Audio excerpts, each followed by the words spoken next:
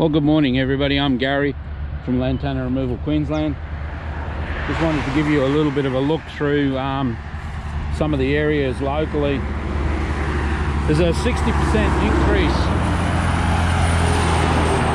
in the Lantana in the last 12 months, and this is the 10th time that the Lantana itself has flowered and seeded, with it being on the sides of the road, which as you can see, it's on the side of the road here, being flushed downhill into this area, and nothing ever gets done about it. It's been here for about 15 odd years, and as we've discussed before, under the Biosecurity Act, it's illegal for this material to be released into the environment. So the real questions for the Premier, and I've been writing to the Premier, the Prime Ministers and the Premier of New South Wales. So how are they stopping this material from being released into the environment? Quite frankly, they're not. So as these materials continue to expand and continue to flood downstream, as you can imagine, in the water catchment areas, so on the sides of the roads, once they drop their seeds, they just continue on and on and on downstream. Like under this area here, as these materials get worse, which there's no other to it, there's no intervention in these things, they'll just continue to expand and take over these areas here. This is 30 feet tall, this stuff here, and that stuff up on the hillside in all those different infestations up there illegally, all along the ridge lines and all down there, all drop into the drainage ditches on that side of the road. And it's actually about 10 k's from the dam, so they just continue all the way down there. Now nothing uses this material. I've filmed for forever showing you, as you walk along the sides of the roads, there's no hollows or tracks of Australian animals that go into this material. It's all absolute lies that anything goes in under there. Like, you can look under these materials and you don't find any leaf litter disturbed anywhere across under all those materials. And it destroys the soil health because no light gets to it, no other materials grow there. It suppresses all other weeds and grasses and things like that under itself.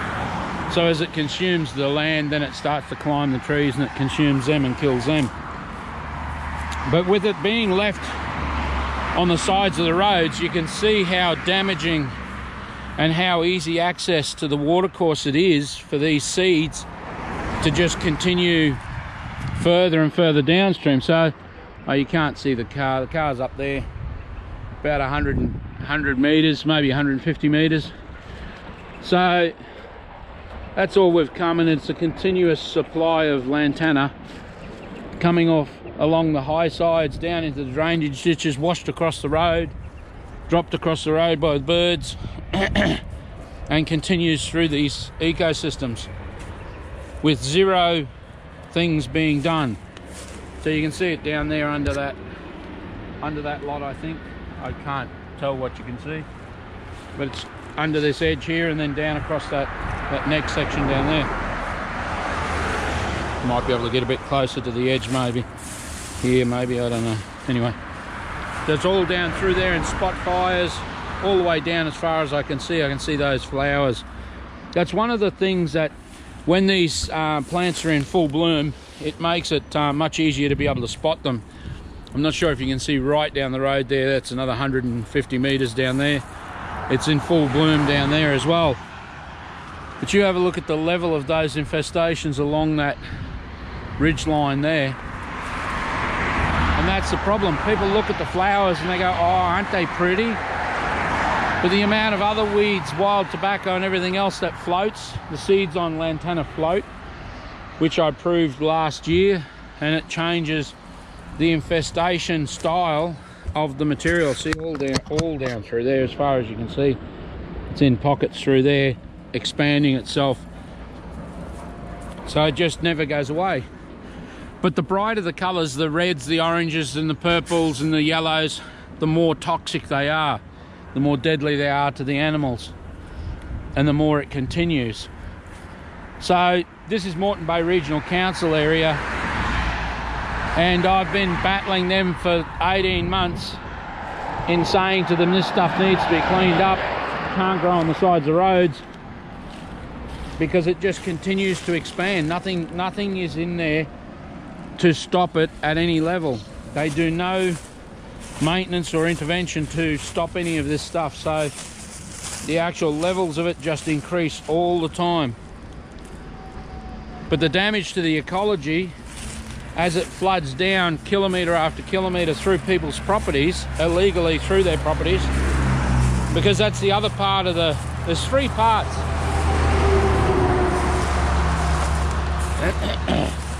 There's three separate parts to the Biosecurity Act in relation to lantana. Number one, you can't release lantana into the environment. It's illegal. They corrected me and said there's no actual mention of eradication in the wording of the documents in the legal side of it. But if it's growing, then it's being released into the environment unless you're growing it in a bubble. Secondly, you cannot allow it to expand, so you can't allow it to reproduce. Now this has never been touched, you know, it's never been touched, this stuff. So by what means is the Moreton Bay Regional Council meeting their legal obligations?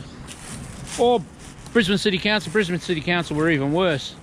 So at the end of the day, when you chase these things down, the third section of that is that you cannot allow these materials to leave your property and to go anywhere else. Now, this stuff's all sitting on that drainage ditch and the seeds float. So the question to the Premier is, how are they meeting their legal obligations to stop those materials from propagating? Now, here we have either the Australian Anzac tree flower, or we have the Japanese sunflower. I don't know which one it is.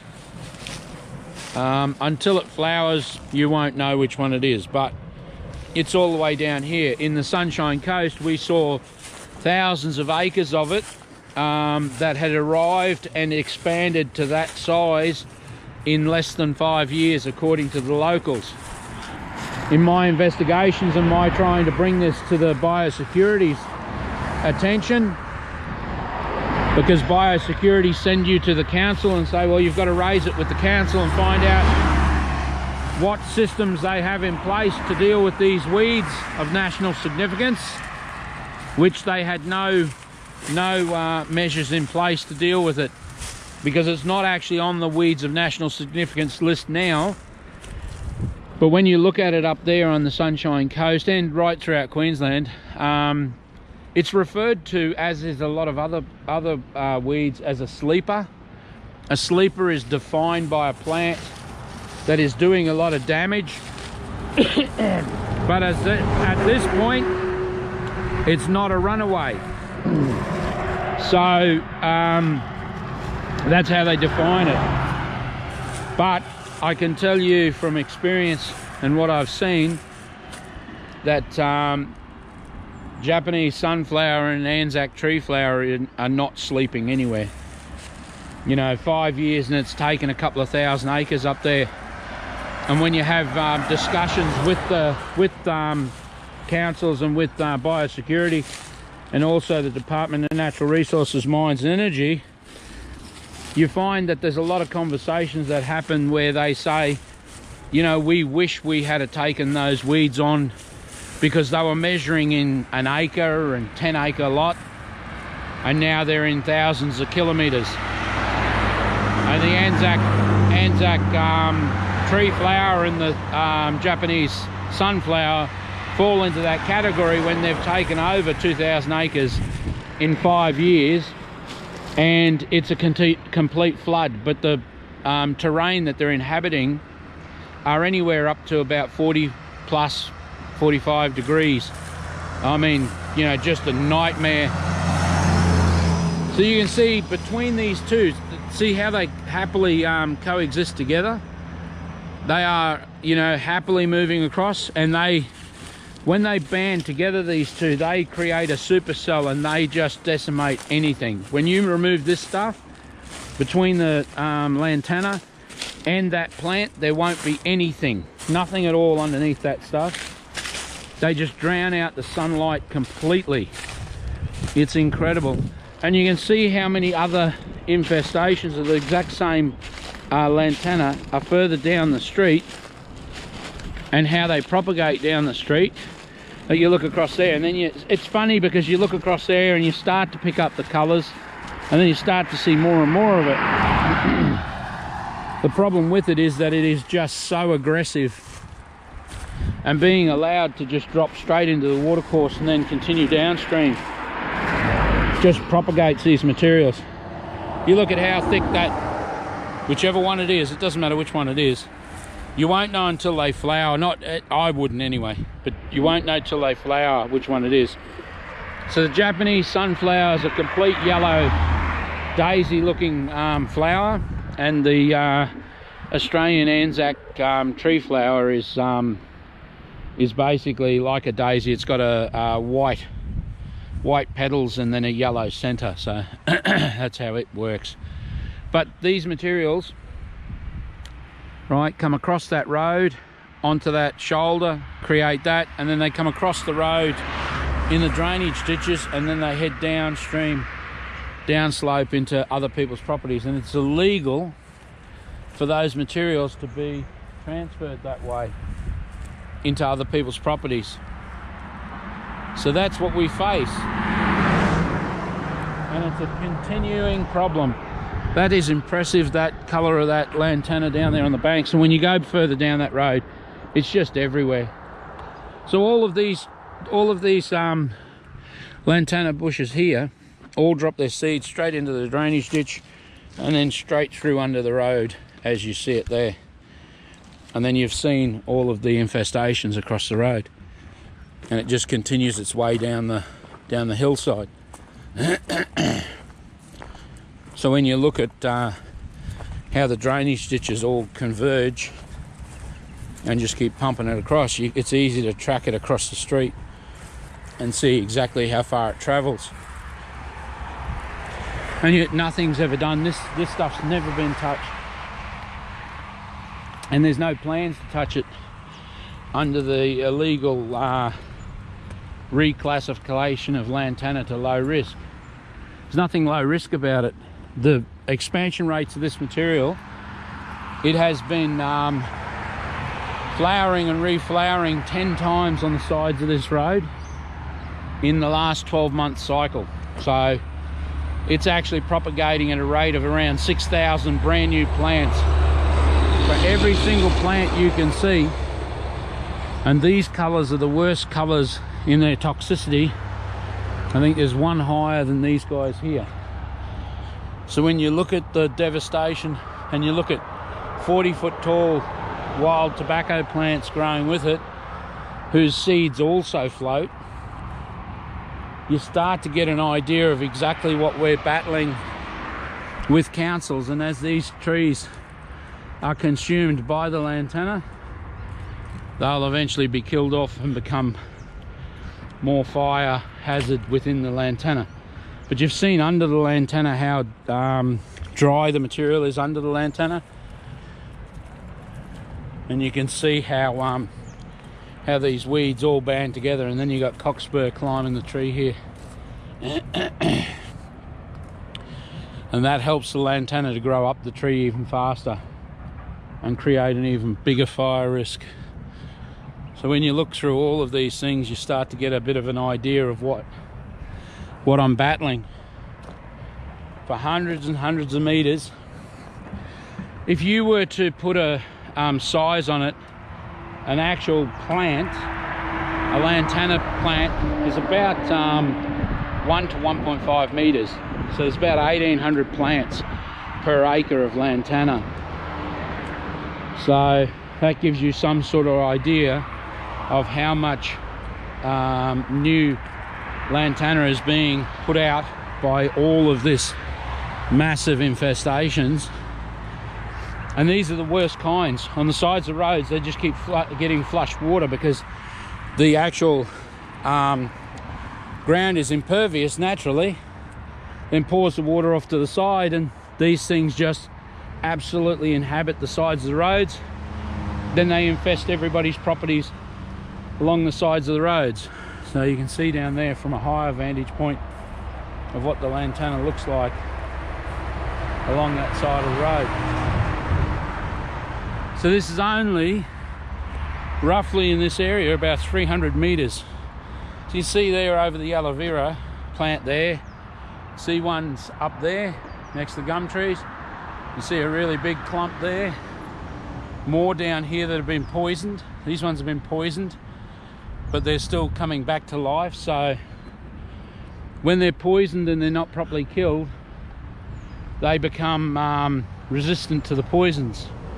So it starts an even bigger process then up the top there.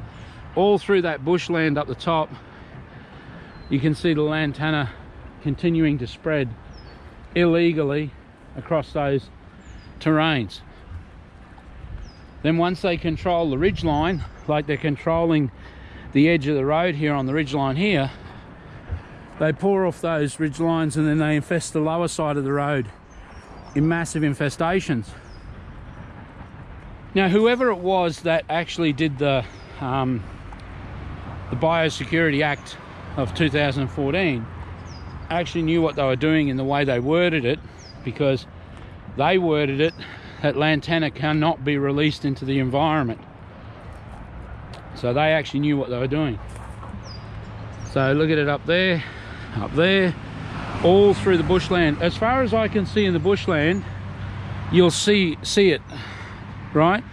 So it's probably about 20 meters between this and that, and you'll find it in all of those areas like that. This one here, 15 meters to that one over there, say 10 to 15 to that one, and then there's a whole host of them over there, and continuously across that ridge line all the way up to the top of that ridge. So already the process has started in a very large way of consuming the complete ridge line, and then from the ridge line it flows both sides of the ridge line, so it's doubled its output. And Lantana, right, works like it enjoys its own company. So as it prospers, it eventually not only drowns out the other weeds, but it gets into hyper gear. It's a little bit like explaining how fire works. So fire, when it gets to a certain temperature, everything self-combusts and burns, okay? So when it reaches that temperature, everything goes. And Lantana is very much like that. Those ones across the road there are sort of halfway between. They're not fully functional yet as a unit, and that's what is probably the easiest way to try to explain it to you. These guys at the top here are probably getting close to a unit. See how they're tightening up, and they're almost like, you can look at the buds and go, wow, that's a lot of impressive buds. And when you look up through there, it's all yellow, and Lantana up through those areas. Down through here, this is now a closed section, like you could see it from before, further back. You can actually see how once it gets to that mass, no light gets to the ground, it's a complete entity. So if you look back there, that infestation continues from this all the way up that ravine, and then all the way up to the ridge line up the top there. Now that up there is not as intense as what this is here, but it will fill in, and it will propagate to be a full entity, a full system like this. When Lantana gets to this stage, all of the wildlife, everything else just moves. It gives up and goes. The only thing you'll find when I pull that Lantana out of there will be cane toads. That's the only thing you'll find under this Lantana. You won't find any snakes, you won't find anything. You won't find birds, you won't find birds' nests. You will not find birds' nests in this material. Now it's different when you get into hardwood forestry where the bell miner birds are, and I'm not sure whether they're nesting in the Lantana or whether they're nesting in the trees, but they are absolutely decimating the hardwood forests in Queensland and New South Wales.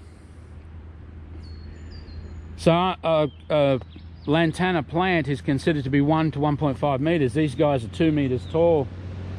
and you know, probably about 6 meters across. So there's quite a few plants in any section of it. Here's that Japanese sunflower, or the Australian Anzac tree flower. I don't ever claim to be a botanist. I don't ever claim to bother about knowing all the botanical names for things. I don't have time for people who want to play that game and throw their weight around, that they're so much more intelligent than I am. I just destroy Lantana. I don't give a rat's about botanical names other than Lantana chimera. I couldn't care less. If it's a weed and it's identified as a weed by being pointed out to me, then I destroy it. I don't care about anything else. The propagation rates of this material at 6,000 new plants for every single plant. Plant's only 1 meter to 1.5 meters wide. How many millions of new plants are coming off these infestations? And this is just a moderate infestation. This is not huge by my standards. When I hop in these infestations in my excavators, the material's usually higher than what the whole excavator is. But nothing. I can film forever and show you the grass, show you all those things, and nothing is going through those areas. Nothing at all has tracked a path into those materials. But you look at the Anzac flower down there with the Lantana. They are moving as a massive entity together, and they are doing incredible damage, and they're not yet recognized. That whole surface is probably on this camera way too hard for you to see, but Lantana is all the way through to the ridgeline back there, the same way that it goes up the gully through the back there, and that's, you know, bushes on their own in that area there. So it just shows you how these materials just keep propagating and moving, and there is no real end to it. And see, this is one of the big things. As we have gone through, and councils and state governments have cut back budgets endlessly,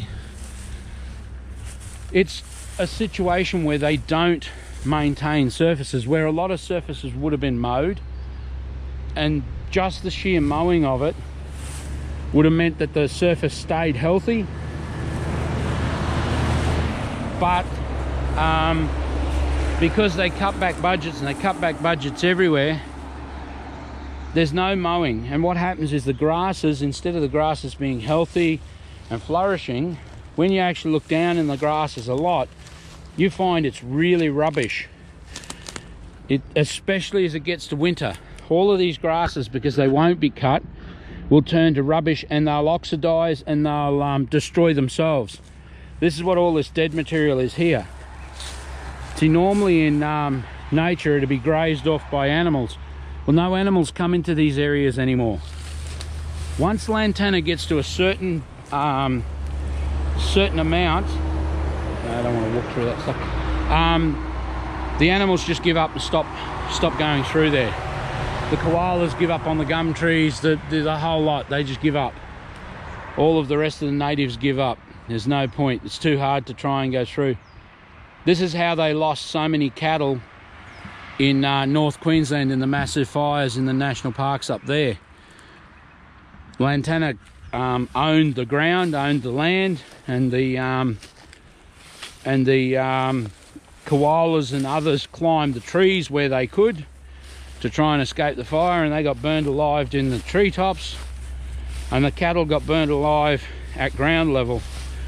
And it was said to be one of the worst losses of cattle in fires in well, I don't know, I heard it was in history, but I mean, it doesn't really matter, because when this material is like this here, even if you grab the fittest, healthiest young men and you said to them, okay, I want you to run through there and get up to the top of the hill, I'm telling you now, they wouldn't get very far. This material is just so dense that when you try and do anything with it, it is that dense and that difficult. That's why the animals give up. But see, cattle in those fires couldn't tell where anything was. There's only little thoroughfares between them. Once they got disorientated, they all got burned alive. That's amazing how far that Lantana, because it's this color, you can see it everywhere in the tree line, all the way up to the ridge line. That's just disgusting. And then it comes down, goes through the watercourse drainage system, across to the other side of the road, and continues on through the drainage system.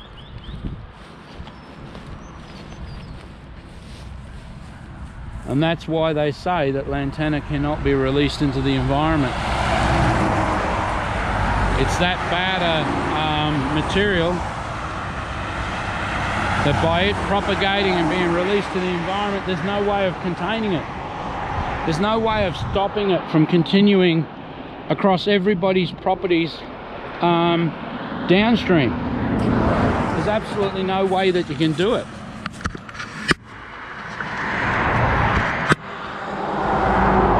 Don't know how much you can see down there, but Lantana's as far as you can see with the yellow flowers all through that material, and all of this embankment all the way along here. Completely untouched. And that's the problem. As the Premier allows that to happen illegally, the land's consumed and people downstream. So you can be miles from the Lantana and you'll never know where the infestation came from. You didn't have it on your land. See this Japanese sunflower, I'll call it, is just rampant through there, but it's not in flower. It should be in flower fairly soon, so I'll be able to tell you which one it is. And then you get the vine groups moving with the Lantana, and they just choke out everything. And the grasses get weaker, so the stabilisation of the banks and the erosion control gets less and less. And the whole system just continues. You know, everything there is Lantana, all of it. A whole lot. And look, it comes off a pipe, off a drainage ditch. No, that's what we face. And this goes on for kilometre after kilometre after kilometre for about 300 kilometres in the Moreton Bay regional area, just on this one lot of Lantana, continuing right through to Sanford. So through to Dayboro, Sanford, up over Mount Glorious, and then it really hits the big time. All up through the top of that side of the road over there, all the way through there, and all the way through here.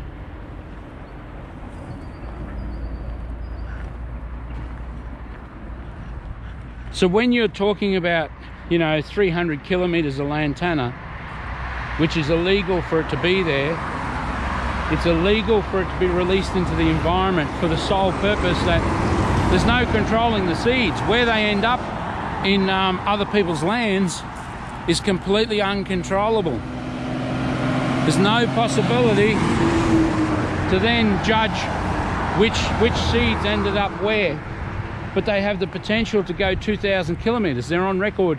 And this is another thing. They brought these things in to feed cattle, and they're out of control everywhere. And the government does nothing about them either. But they don't tell you that they told the farmers to plant it, and then it's a runaway. So that's what we face. It's what we face as a nation.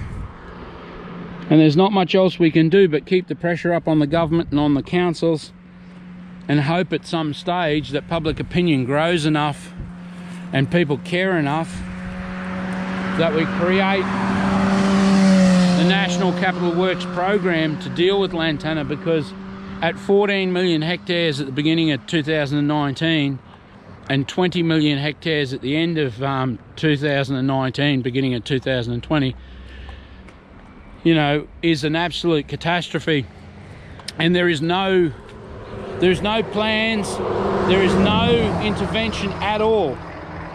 There is no current plan of how do we deal with this. They gave up, that's it, it's simple as that. That's what they've said all along. They've given up, it's finished, it's done. There's no winning with it, which is a complete farce. I've been eradicating it for 40 years, no problems at all.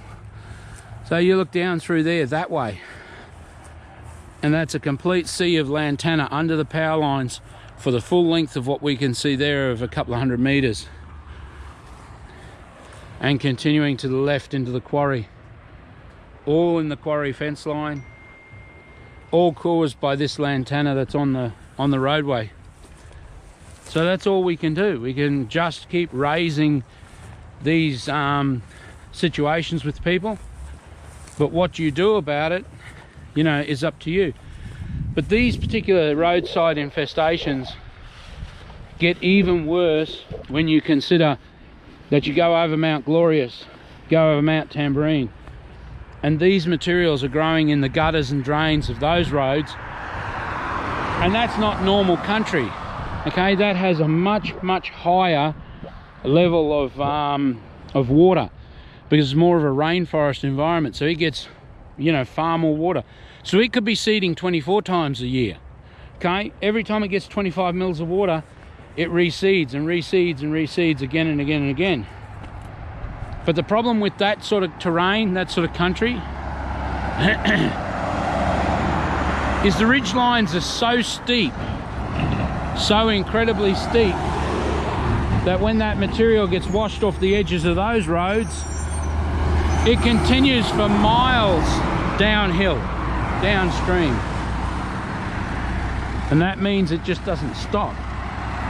So you could have areas that are literally 10 square kilometers being fed from the ridge line, and there's absolutely nothing to stop it. But the problem is, and this is something that I've been desperate to get across to people to care and to understand, as those materials completely consume those terrains, even though the government said to you originally, don't know whether you can see that properly, but how those flowers look from this side of the road over there. So when those materials consume those steep countries, we're never going in there. They're never going to spend the money to go into that, and it's impossible terrain. You couldn't do anything with it. But the real danger with that particular scenario is that those materials then create pockets of lantana consuming the landscape heading downhill, and lantana pushed from the ridge line downhill, downstream, travels far faster than anything we've ever seen in our nation before, because we didn't used to let lantana run riot.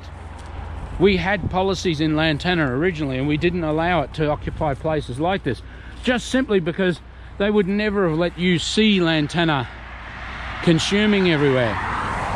Now all bets are off. 20, 30 years ago, they started to give up because they just had no clue how to eradicate lantana, and that's what we're paying for now. But in those hardwood, you know, natural hardwood forest areas, the bell miner bird then comes in moving with the lantana and destroys the gum trees, destroys old growth gum trees.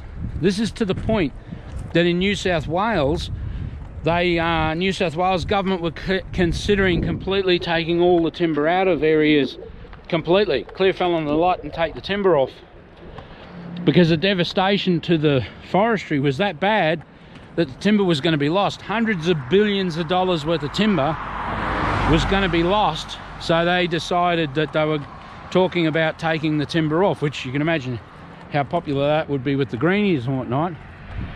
But they were that desperate. But in Queensland, we don't have any of that. Okay, look at this shit. Look at this shit. Fucking hell. Sorry guys, the rangers, National Park rangers just drove past. You never get to talk to them or see them. It makes me wild. So this stuff then washes down those natural hardwood forestries into steep terrain that we can never do anything with, destroys the forestry, kills the trees. So are you keeping up with why that's a problem? Because the government can't understand why that is such a problem. Lantana burns like a candle. It burns fantastically, as we saw in the North Queensland fires and every other fire. It burns fantastically. People make the mistake of saying, well, it's green on top, so it's beautiful and green and lush and it won't burn. But this is what lantana looks like underneath. There is that much dry canes and material under lantana. That stuff that you saw, that really healthy stuff over there, has that much dry cane underneath it. Once it gets lit up, it burns very well. But it also links the canopy of the trees to the ground. So the fire suddenly becomes a canopy fire. Now within that bell miner problem, you're in some of the steepest terrain that you don't want to deal with, and you've got dead massive trees everywhere because they've been killed by the bell miner birds, okay, chasing off the other birds and the aphids and whatnot, attacking and killing the trees. So can you imagine what the future is when you have unlimited ground lantana, okay? It's completely untouched through those ecosystems. And it all started, this is the critical thing, it all started with the roadside infestations on the tops of the ridge lines, on the roads, and then cascaded over the edges and down through those systems. They can be 5 kilometers to the bottom of the mountain, to the next ravine, to the next up of the next mountain. So when those lantana seeds hit that bottom watercourse, they then get flushed downstream. So eventually they come out on our lands down further. So my trying to get people to understand, this is warfare over the horizon. You're not going to see where it's coming from. You're not going to understand any of that. All you're going to know is it shows up on your property. Thing about it, when it shows up on your property at that point, is that you then have no control over it. You are going to pay every cent that it costs to protect your land. And in the future, there's a good chance that you'll be responsible for, if you're on a slope, you'll be responsible for your neighbours that are below you. Now, at some stage, you would think that the government should be responsible for the national parks and the lands that are above us, but I wouldn't like to be trying to make that court case work, because they seem to be able to continue to remove their accountability and increase our accountability. But once again, back to the original thing, because I got sidetracked. The main reason of trying to say to people, you need to care about the national parks and the incredible level of infestations in them now off the roadways, because those terrains are terrains we're never going to deal with. We will not be able to deal with them. They're too steep. The cost would be astronomical, and the government would never put that money into those areas. But downstream, it can be 2,000 kilometres like it was from Townsville. You could be 2,000 kilometres away from that stuff. If the water flows there, then you can be infested from that range, okay? It was in central Queensland, and it's on record, on government record, that happened. So at the end of the day, we have to, as a priority, go along the roads and make sure Lantana does not inhabit them, from the point of view of being good neighbours and being ecologically sound. Because the materials that are on the sides of the roads prosper for so far and affect so much terrain below that, that it becomes a huge nightmare. But the fires, like in North Queensland, are that intense, with that much lantana on the ground, that much land consumed, that they consume everything. Any tree that's under 4 foot round is just gone. It's just not there anymore. Okay, that's what happened in North Queensland. Those trees were just not there. Big old growth trees, because that was a canopy fire and it went through so intense, it destroyed the old growth trees. So in a lot of those ecosystems, there was complete devastation and complete destruction. In this particular instance of what I'm trying to get people to understand, you're going to find that when those ecosystems were completely denuded like that, lantana is always the first plant that comes back, because it's subsoil. It doesn't care if its head gets, wiped off. It's subsoil, so it comes back first. All of those ecosystems are gone. There's nothing to suppress them. So we are going to see complete changes in our complete ecology that we could never have dreamed about, and we were completely misled into believing that somebody had control of it or somebody was doing the right thing. When they changed the classification on lantana, and then the councils turned their back on it, and from 2009 to 2018 they doubled it. They're not doubling it anymore. It's well over quadruple per year. And it's compounding interest. It doesn't expand by the same rate every year. It's, as I said to you before, on these ones here on the roadsides, this is what has to be understood. That's 6,000 new plants for every single plant that's in that hedgerow, in these ones here. On the sides of the roads in the high country, the true devastation is the speed that it travels back down the hills pushed by water. And the fact that every single one of those plants that sets its home up there is then again pumping out 6,000 plants, each one of them. See, once upon a time, it was they only pumped out 400 plants per year, so that wasn't too bad, you know. Well, that's not good, but that's nothing to 6,000 plants. So it's between 4,000 and 6,000 plants, depending on how many drinks it gets a year. But the fires that are going to come in those terrains like Mount Glorious, any of the range country, are just insane, because when you get fire coming up the base of a mountainside, any fire brigade, any rural fire brigade will tell you it's its own not ecosystem, but it causes its own weather. So it's like a giant chimney, and it sucks the flames up the mountainside and increases the heat enormously, becomes its own backdraft, and it just incinerates everything, you know, that's in its path. And that's the type of fires that we're going to have through those ecosystems. So somewhere along the line, people need to start listening, and they need to start identifying that lantana on the sides of the roads is not only illegal, it is an absolute catastrophe. And the cost factor paid by everybody downstream, which is you guys. You know, people drive past farms all the time next to the side of the road, and the lantana completely consumes the edges of the road.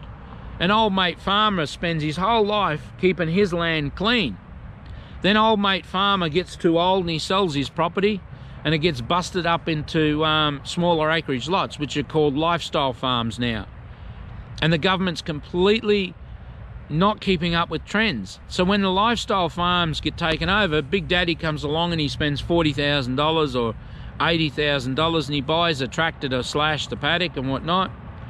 And if he's you know, good like that, he's bought a decent sized tractor and it's 4-wheel drive. But it won't deal with the steep terrain, and the rocks in the grass stop you from slashing properly. But it also won't do anything with the lantana. But what happens is, over that period of time, the lantana just takes over, because it was good fertile land. That's why the farmer had been, you know, growing and farming it for decades, probably even, you know, even in some cases generations. But people now are coming forward to me and constantly saying, yeah, but nobody told us this. Nobody told us that this would be what we'd have to spend each year. You know, if you break the tractor down and you say, well, you know, however long you want to write the tractor off at you know, $40,000 to $100,000, and then you want to take your time into consideration of how long it takes you to mow that paddock. Most people would be on average on, you know, 50 acres spending 10 grand or 20 grand a year to suppress the weeds, especially when lantana and things like that are being dropped on top of you from above. So, you know, you don't want to buy land at the bottom of a valley when there's this sort of material consuming the mountainside above you. And that's something that people have got to address and deal with as they look at these different scenarios. And they all keep saying, nobody ever told us, we never realized the costs, we can't afford to deal with this. And that's a fair enough comment. But that's what we've got to get through to the Premier, is this changing of the classification, and the illegal release of lantana into the environment must cease now. And we must have a National Capital Works program that deals with these lantana in all of these environments and ecosystems, because it's hundreds of billions of dollars a problem. There's nothing low risk about it. And at 6,000 new plants per plant, you know, when you're talking about 300 kilometres of it just in our local Moreton Bay Regional Council area, you are talking about enormous amounts of material being flushed down the creeks and waterways. And that then is a whole other story, from roads to waterways to ridgelines. And that is what we're facing. That's what I'm trying to educate everybody about, trying to have people understand it. Anyway, I'm Garry. I'm from Lantana Removal Queensland. We operate out of Narangba. We are the only people who eradicate Lantana permanently. We're the only people who meet the legal obligations to operate in terrains, steep terrains. So give me a call. I'm Garry on 0449 986 880. If you've got Lantana consuming your land, then give me a call. We do pre-site, pre-purchase inspections and consultations, where we go through and we find out exactly what you're surrounded by and map out what it'll cost you to deal with it. It's no good spending $1 million buying a block of land and then find out that you've got a $500,000 problem on the block of land, or you've got a problem growing above you that's going to consume you within a couple of years. These are the things that you need to know before you buy the land. If it's got $500,000 worth of Lantana on it, you don't want to be buying it, you know. But we see commonly people with $50,000, $100,000, $200,000 problems, and none of them have any money to want to deal with these things. But in the future, there is no getting away from this. This is what our premiers and prime ministers have caused us. This is what our national parks, main roads, councils, they've all caused this. They all gave up on the material like that was an option. If it's growing at 6,000 plants per plant, what is the future? How does that work? We've got 0 operations in it, no money for it, we're finished with it. Interestingly enough, deals done with councils, with courts, say that you're saying that I've got no money to deal with the Lantana on my property is not an excuse. You cannot say that. They will send the council in there and physically enter your property and do the work at huge costs. You've got no idea how much the council costs. They're about 10 times more expensive than I am. And they won't get it done. They don't have any clue how to eradicate Lantana, but that will be billed to your rates. You will pay that money. So we need to start understanding that as the government has it running now, there's actually supposed to be a different set of rules for them as to us. But it actually isn't true. The law says that that's not true. And we have to start dealing with that, because the cost of what's happening on the sides of the roads is absolutely massive. So I hope that makes sense. I look forward to your questions and I look forward to discussing it with you. But all of our range country, all of our roads cannot have Lantana growing, and other weeds. There's miles of other weeds. Can't have these weeds growing on the sides of it. They must be stopped. We have massive infestations with this snake weed all down in the lower country. It's massive. People are complaining about this weed here. I've been told it's snake weed, but buddy, it's incredible how aggressive that is, and it's all being washed through these materials with the Lantana. It's a sea of material being washed downstream and nothing at all being done about it. Anyway, like I said, I'm Garry. Thank you for popping in, and if you've watched it to this point, please share all the videos, please like our videos, please comment and subscribe and help us out, because you're just taking the time to have watched it, to have listened to it, to have then spoken about it with your family, means that more and more people are becoming aware.